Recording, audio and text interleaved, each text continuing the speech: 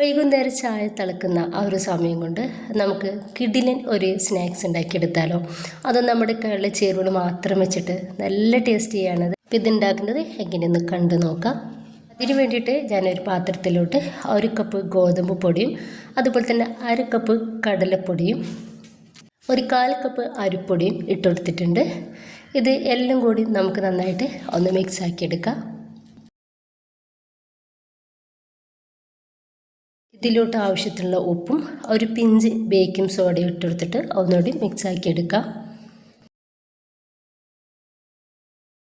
അതിനിപ്പോൾ ഞാനിവിടെ 1 കപ്പ് വെള്ളം എടുത്തിട്ടുണ്ട്, സാദാ വെള്ളമാണ്. അപ്പോൾ അതിൽ നിന്ന് കുറേശ്ശായിട്ട് ഒഴിച്ചെടുത്തിട്ട് നമുക്ക് ഇതുപോലെ ഒന്ന് മിക്സാക്കി റെഡിയാക്കി എടുക്കാം.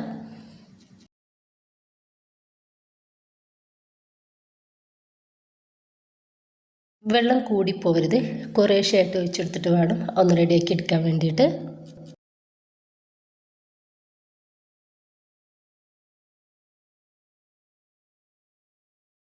ഈ ഒരു തിക്നെസ്സിലാണ് ഞാൻ ഈ ഒരു ബാറ്റർ റെഡിയാക്കി എടുത്തിട്ടുള്ളത്. അത്യാവശ്യം നല്ല തിക്നെസ്സോട് കൂടിയിട്ടാണ്. അപ്പോൾ ഇങ്ങനെ വേണം നമ്മളിതൊന്ന് റെഡിയാക്കി എടുക്കാൻ വേണ്ടിയിട്ട്. സമയത്തിന് ഇതിലോട്ട് ഒരു സവാള ഇതുപോലെ കട്ടാക്കി എടുത്തതും കുറച്ച് ഇഞ്ചി പൊടിയായിട്ട് അരിഞ്ഞിട്ടുള്ളതും കുറച്ച് കറിവേപ്പിൻ്റെ ഇലയും കുറച്ച് മല്ലിയുടെ ഇലയും ഇട്ടെടുത്തിട്ടുണ്ട്. എല്ലാതും ചെറുതാക്കിയിട്ട് കട്ടാക്കി എടുത്തിട്ടുള്ളതാണ്. ഇനിയിപ്പോൾ നമുക്കിത് കൈ വെച്ചിട്ട് തന്നെ എല്ലാം കൂടി നന്നായിട്ട് ഇതുപോലെ ഒന്ന് തിരുമ്മിയിട്ട് ഒന്ന് റെഡിയാക്കി എടുക്കാം.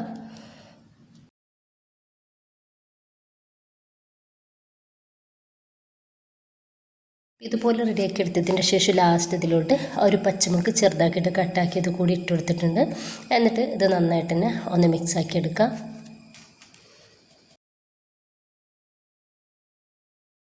ഇത്രയും ആയിക്കഴിഞ്ഞാൽ നമ്മുടെ ഈ ഒരു ബാറ്റർ റെഡി ആയിട്ടുണ്ട്. നന്നായിട്ട് ചൂടായിട്ടുള്ള എണ്ണയിലൊക്കെ നമുക്ക് കൈ വെച്ചിട്ട് ഇതുപോലെ കുറേശ്ശായിട്ട് കോലിട്ട് കൊടുക്കാം. എന്നിട്ട് മീഡിയം ഫ്ലെയിമിലിട്ടിട്ട് വേണം നമ്മളിത് റെഡിയാക്കി എടുക്കാൻ വേണ്ടിയിട്ട്.